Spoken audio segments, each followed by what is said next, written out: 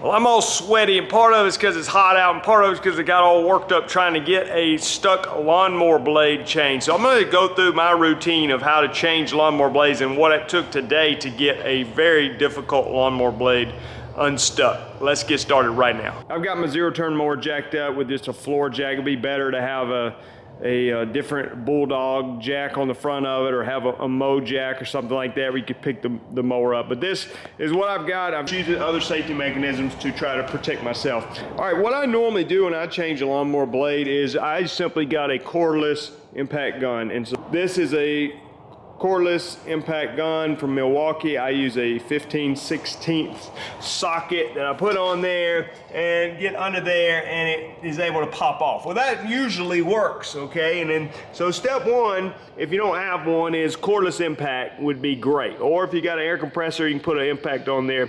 Now, if that doesn't work and you got a more powerful impact, that's great, but I don't have a more powerful one, and this one's usually great. But unfortunately, this blade was particularly stuck on there today and I couldn't get it off. So what do I do next? Well, at that point, I have to go with the old breaker bar. And this one may be 16 inches long or so.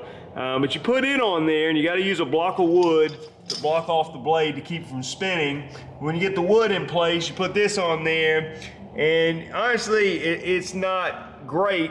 Only being this long, and so what I end up doing is putting a pipe over it. Okay, so you get it in place, and then you use the pipe as an extension here, and now your breaker bar is, 4 feet long instead of 16 inches long.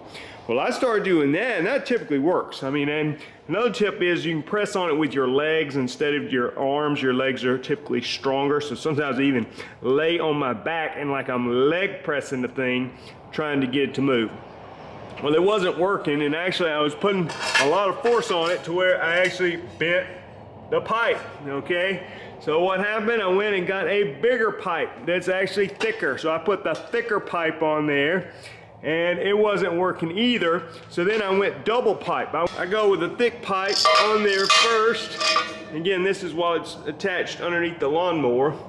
And I'm not gonna do it again, but I put that on there, then put the thin pipe inside the thick pipe. And now I've got a 6 or 7 foot breaker bar.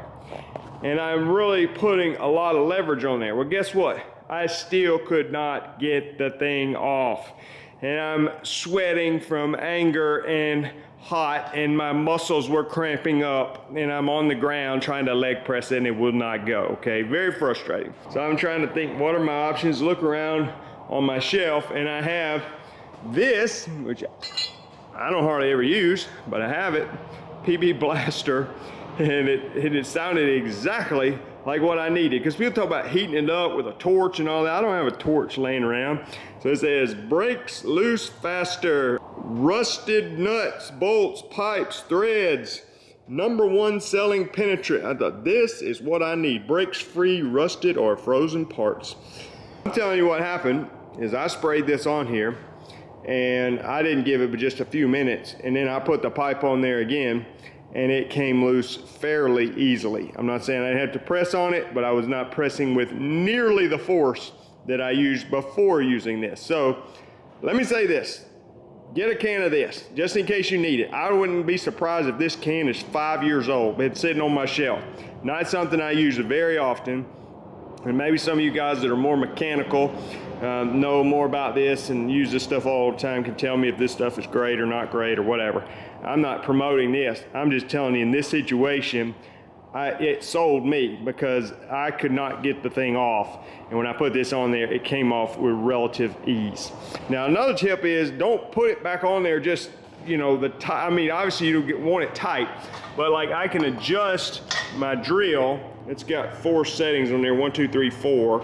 So I'm getting on 4 trying to take it off. I put it on like 2, putting it back on, and I'm not just gonna crank on it and just try to get it on there unbelievably tight where I can't get it off again. But I think this might be the ticket, and not only ones that are stuck. If one got stuck, it wouldn't be surprised if the other ones have some, a rust or whatever that's causing me problems. I might need to use a little bit of this as preventative maintenance. That was my experience today. I want to hear from you guys. What do you do to get your blades off if they're stuck? Is there something I'm leaving out? Leave it in the comments. Or just a simple method you have to change the blades. Is it just a bigger impact gun? I love the impact guns, and that usually works. Maybe you need a bigger one just for emergency situations. The old leverage on pipe makes you feel like He-Man when you finally get that thing to break loose. Appreciate you watching. I'm Jason Creel. If you hadn't done so, subscribe to the channel. Also, if you want to get in the lawn care business, go over to lawncarelife.com. A lot of resources available for you there. If you want to go to the Equip Expo this year in Louisville, Kentucky, which used to be called the GIE Plus Expo, there is a discount code in the description, or just enter Lawn Care Life. When you check out, you'll get 50% off. Lawn Care Life, all one word. Thanks for watching. We'll see you guys in the next video. In the comments section, like the video. Also, if you're thinking about getting in the weed control and fertilization business or mowing business,